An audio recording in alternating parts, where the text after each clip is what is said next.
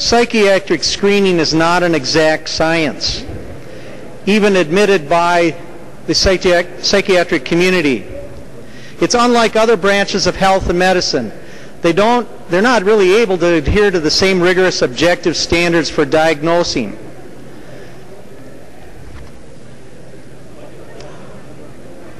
I have a few statements that I'd like to share with you from professionals. Taken from the U.S. Preventative Services Task Force, they found no evidence that screening for suicide risk reduces suicide attempts or mortality. That task force did not find, at the federal level, did not find that there was any reduction in suicide attempts or mortality.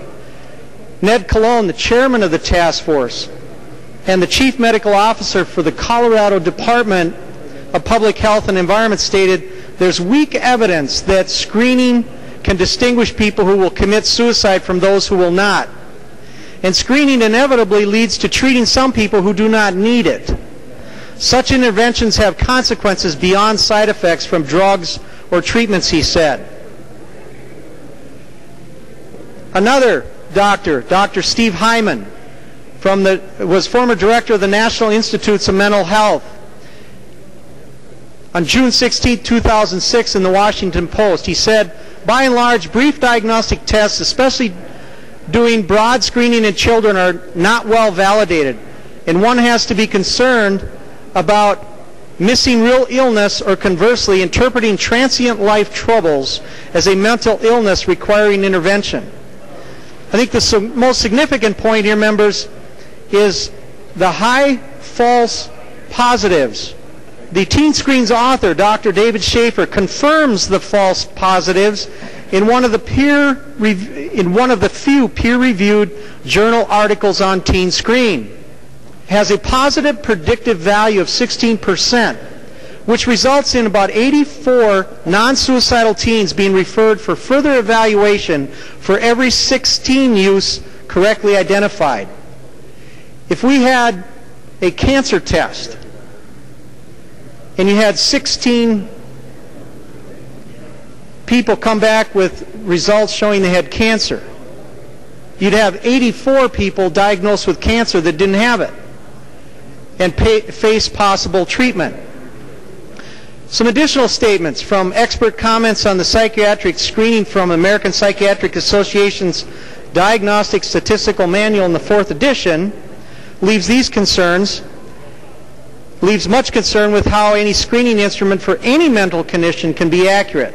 Diagnostic categories of mental disorders are social constructions. Again, childhood and adolescence being developmental phases, it is difficult to draw clear boundaries between phenomena that are part of normal development and others that are abnormal. Common sense, reflecting that it's very difficult to test for these kinds of problems. The harm of screening.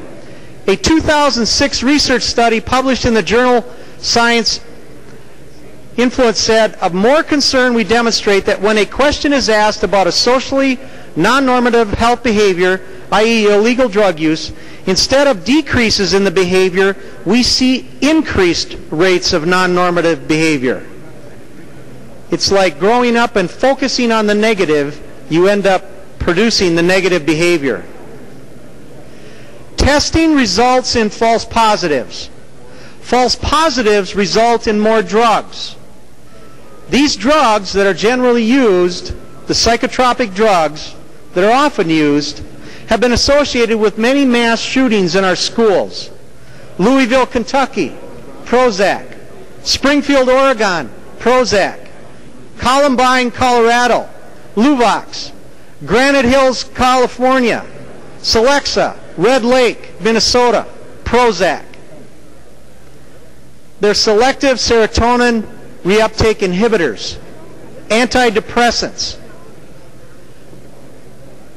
After school shootings, we generally hear that we need to pass legislation to ban guns. It may be the time has come we need to ban some psychotropic drugs from being used in our schools. We have better answers.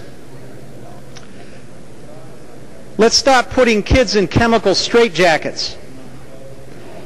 It may sound unrelated, but Representative Abler's bill may one day be recognized as more than a small step in the right direction.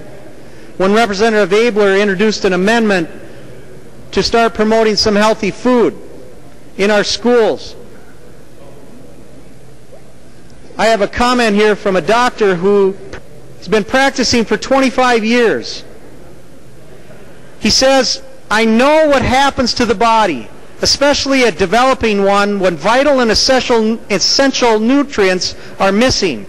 Add to this lots of sugar, food additives, hormones in meat, TV, video games, and lack of being outside playing, and you end up with a nervous system that's a bundle of nerves.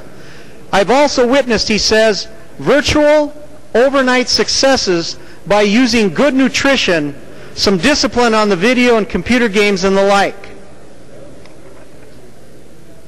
Kids today are not blessed with growing up in the environment that we had without all the toxicity. Many of you may not realize, as we battle with mercury or we battle with lead, that if you have both, your problems are 100 times worse. 100 times worse than if you have them both than if you had only one.